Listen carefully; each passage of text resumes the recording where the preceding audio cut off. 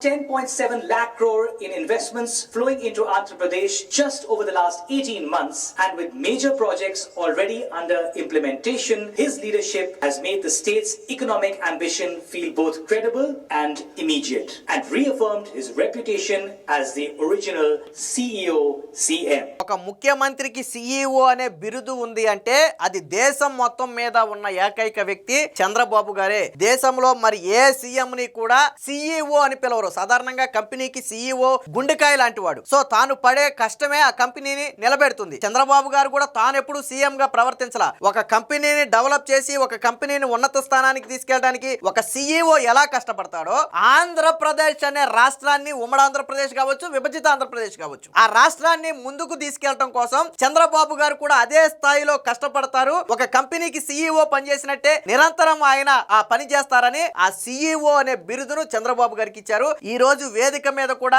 ఆ original CEO Andhra Pradesh CM అని చెప్పి వాళ్ళు మెన్షన్ చేశారు అంటే ఖచ్చితంగా మనందరికి గర్వకారణం.